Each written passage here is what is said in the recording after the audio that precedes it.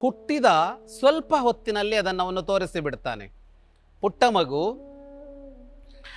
ಕುಂತಿಯ ತೊಡೆಯ ಮೇಲೆ ಮಲಗಿತ್ತು. ಅದು ಕಾಡು.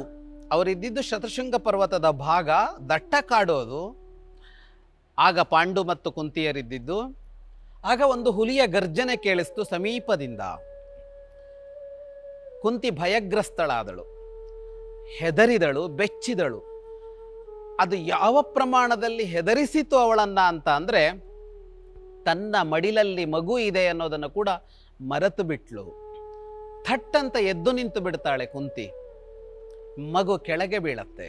ಬಿದ್ದ ಮಗುವಿಗೆ ಏನಾದರೂ ಆಯ್ತಾ ಅಂತ ಉಳಿದವರು ಯೋಚಿಸುವ ಹೊತ್ತಿನಲ್ಲಿ ಮಗು ಬಿದ್ದ ಬೃಹತ್ತಾದ ಬಂಡೆಯೊಂದು ಚೂರು ಚೂರಾಗಿರತ್ತೆ ಅಂತ. ಅಂದರೆ ಬಲಿಷ್ಠನಾದವ ಬೇಕು ಅಂತ ಪಾಂಡು ಬಯಸಿ ಪಡೆದ ಮಗು ತನ್ನ ಬಲಿಷ್ಠತೆಯನ್ನು ಹುಟ್ಟಿದೊಡನೆಯೇ ತೋರಿಸಿಕೊಡ್ತು ಅಂತ.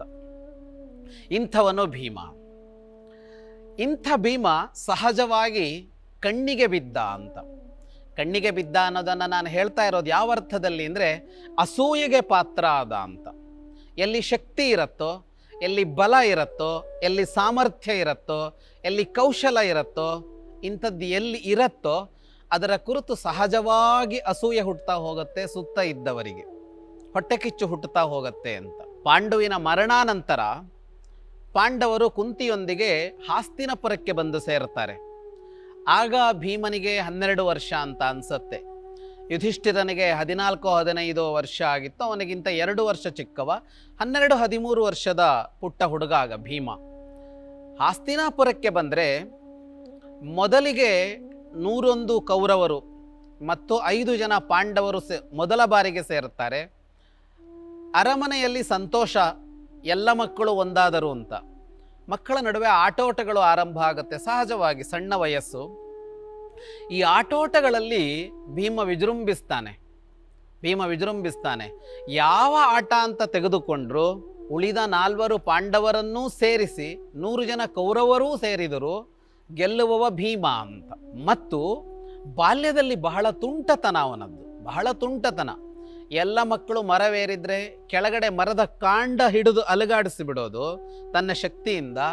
ದೊಪದಪನೆ ಮರದ ಮೇಲೆ ಇದ್ದವರೆಲ್ಲ ಕೆಳಗೆ ಬೀಳ್ತಾರೆ ಅನ್ನೋ ಥರ. ಯಾರದೋ ಮೇಲೆ ಮಣ್ಣೆರಚಿ ಹೋಗಿ ಬಿಡೋದು, ಎಷ್ಟು ಓಡಿದ್ರೂ ಅವನನ್ನು ಹಿಡಿಯೋದಕ್ಕಾಗೋದಿಲ್ಲ ಅಂತ. ಹಾಗಾಗಿ ಎಂಥ ಆಟ ಬಂದರೂ ಗೆಲ್ಲುವವ ಭೀಮ. ಅಥವಾ 2 ಗುಂಪಾಗಿ ಆಡ್ತಾ ಇದ್ರೆ ಭೀಮ ಯಾವ ಗುಂಪಿನಲ್ಲಿರ್ತಾನೋ ಅದೇ ಗೆಲ್ಲತ್ತೆ ಅನ್ನುವ ತರಹ. ಅದರ ಜೊತೆಗೆ ಒಂದು ಕಿಲಾಡಿತನವೂ ಸೇರಿದ್ರಿಂದಾಗಿ ಉಳಿದ ಮಕ್ಕಳನ್ನ ಕೂಗಾಡಿಸ್ತಿದ್ದ ಅವನು. ಇದರ ಜೊತೆಗೆ ಆ ಕಡೆ ಇದ್ದ ದುರ್ಯೋಧನನಿಗೆ ಹೊಸದೊಂದು ಯೋಚನೆ ಹುಟ್ಟಿಕೊಳ್ತು. ದುರ್ಯೋಧನನು ಅದೇ ವಯಸ್ಸಿನವನು, ಭೀಮನ ವಯಸ್ಸಿನವನೇ. ಯುಧಿಷ್ಠಿರ ಕುಂತಿಯ ಗರ್ಭದಲ್ಲಿದ್ದಾಗ ದುರ್ಯೋಧನ ಗಾಂಧಾರಿಯ ಗರ್ಭದಲ್ಲಿದ್ದ. ಆದರೆ ಗರ್ಭ ಹೊರಬಂದು ಮಗು ಹುಟ್ಟುವಾಗ ಭೀಮನ ವಯಸ್ಸಾಗಿಬಿಟ್ಟಿತ್ತು ಅವನಿಗೆ. ಅಂದರೆ ಗರ್ಭ 2 ವರ್ಷಗಳ ಕಾಲ ಗಾಂಧಾರಿಯ ಹೊಟ್ಟೆಯಲ್ಲೇ ಉಳ್ಕೊಂಡಿತ್ತಲ್ಲ, ಆ ಕಾರಣಕ್ಕಾಗಿ.